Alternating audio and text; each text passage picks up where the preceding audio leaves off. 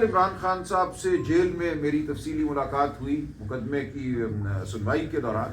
دیکھیے خان صاحب بالکل واضح ہیں کہ وہ آخری آدمی ہوں گے جو جیل سے باہر آئے گا. وہ بالکل واضح ہیں.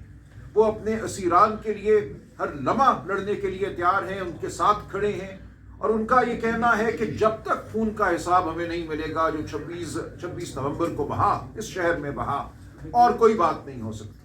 یہ کہنا کہ خون بہا وہ خاک میں مل گیا اب آگے بڑھو, یہ نہیں ہوگا.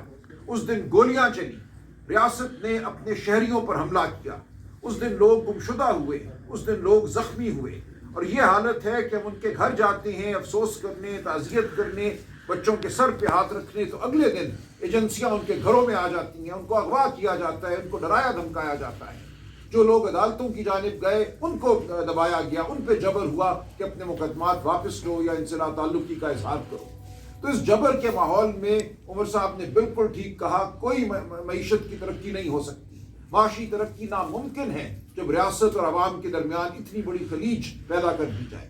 تو ہم اس لیے آپ کے سامنے بیٹھے ہیں اور ہم اس لیے مذاکراتی عمل کا حصہ بنے ہیں کہ پاکستان کو فلاح کی جانب لے کر جائیں. جو ریاست اور عوام کے درمیان خلیج فاصلہ پیدا ہو گیا ہے اس کو ختم کریں, جو زخم لگ چکے ہیں ان کو بھریں.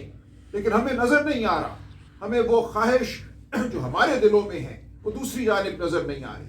دوسری جانب یہ لگتا ہے کہ ہم نے الیکشن لوٹ لیا, ہم نے حکومت بنا لی, اب مزے کرو مٹی پاؤ. یہ نہیں ہوگا. ہم یقین دلاتے ہیں کہ ہم ایسا نہیں ہونے دیں گے. جو الیکشن میں عوام کی آواز کو سلب کیا گیا, ووٹ چرایا گیا, ہم اس کے لیے لڑتے رہیں گے. ایسا ہرگز نہیں ہے کہ ہم جن دو نکات کی بات کر رہے ہیں, 26 نومبر کا کمیشن, 9 مئی کا کمیشن اور اسیران کی رہائی, اس کے بعد سب اچھا ہو جائے گا. ہم یہ کہہ رہے ہیں کہ یہ وہ بات ہے جس سے آپ کی سنسیریٹی, آپ کا خلوص واضح ہوگا. جب یہ بات ہو جاتی ہے تو آگے کا لائحہ عمل بن سکتا ہے. آئندہ کے الیکشن کیسے یقینی بنائے جائیں کہ وہ شفاف ہوں گے.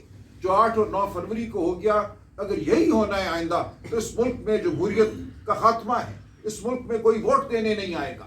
آپ نے ایک ایسا حملہ کیا ہے جو صرف ایک الیکشن پر حملہ نہیں ہے, وہ جمہوریت کے تصور پر حملہ ہے.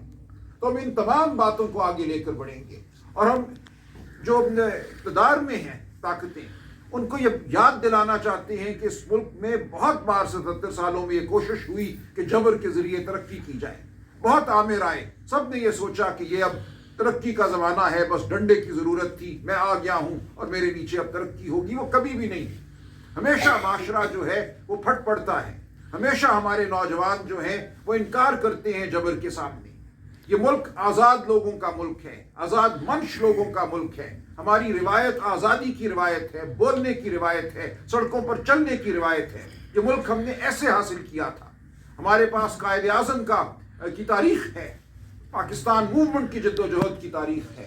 اس سے منہ مت پھیریے. یہ مت سمجھیے کہ یہاں بھیڑے ہیں, ایک ریوڑ ہے جس کو آپ ہانک لیں گے, جس کو آپ چپ کرا دیں گے. یہ نہیں ہوگا. ہماری بات سنیے. ہم پاکستان کے خیر خواہ ہیں, ہم محب وطن ہیں. ہم نے پاکستان کو جوڑا ہوا ہے. ہم کسی مذہبی منافرت پر سیاست نہیں کرتے, ہم لسانی تفریق پر سیاست نہیں کرتے. ہم پاکستان کی وسطی جماعت ہیں اور پاکستان کے ہر صوبے میں ہیں.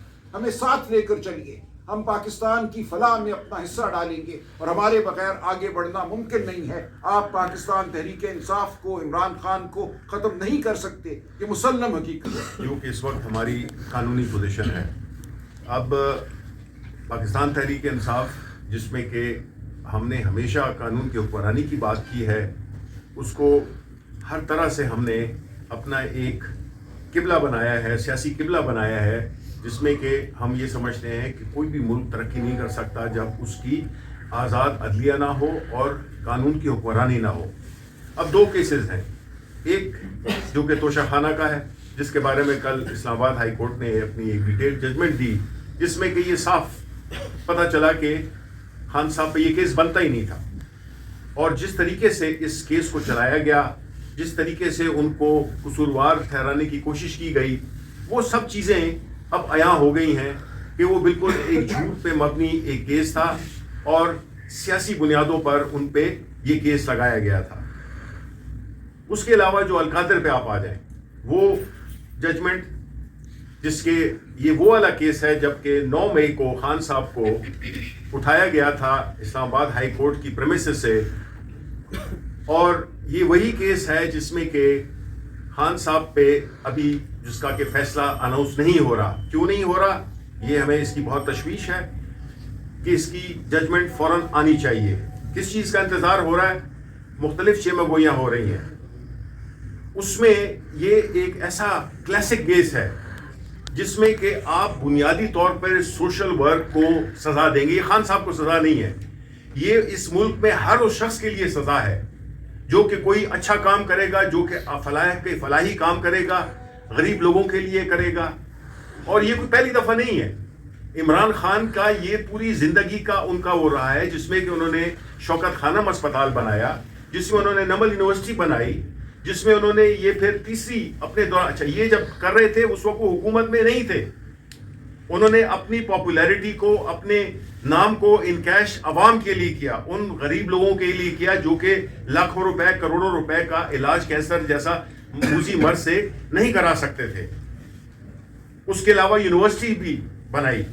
تو یہ جو القادر یونیورسٹی تھی جس میں کہ خان صاحب اور بشرا بی بی ٹرسٹیز ہیں، جس میں کہ ایک پیسے کا یہ ثابت نہیں ہو سکا کہ ایک پیسہ بھی ان کو ملا ہو. نہ مل سکتا ہے کیونکہ ٹرسٹ ایک ایسی چیز ہے جس میں کہ کوئی آپ کو کوئی فائدہ نہیں ہو سکتا. تو اس کی سزا دی جا رہی ہے پاکستان کے ان مخیر افراد کو یا وہ لوگ جو اپنے اچھے نام کو استعمال کر سکتے ہیں ایک فلاحی کام میں. اس کے لیے ان کو سزا دی جا رہی ہے کہ انہوں نے یہ اچھا کام کیوں کیا، اور پاکستان میں آئندہ کوئی اس چیز کی جرت نہ کرے کہ وہ کوئی فلاحی کام کر سکے جس سے کہ غریبوں کے لیے کوئی مواقع پیدا ہو سکے. دیکھیں، یہ چیزیں ہر جگہ ڈسکس ہوتی ہیں. تاریخ بڑی تلخ ہوتی ہے جب آپ اس طرح کے فیصلے، آپ اس طرح کے عدالتوں کو اس طرح سے فیصلے کرائیں گے اور جس طرح سے ہو رہے ہیں. ڈیو پروسیس نہیں مل رہا.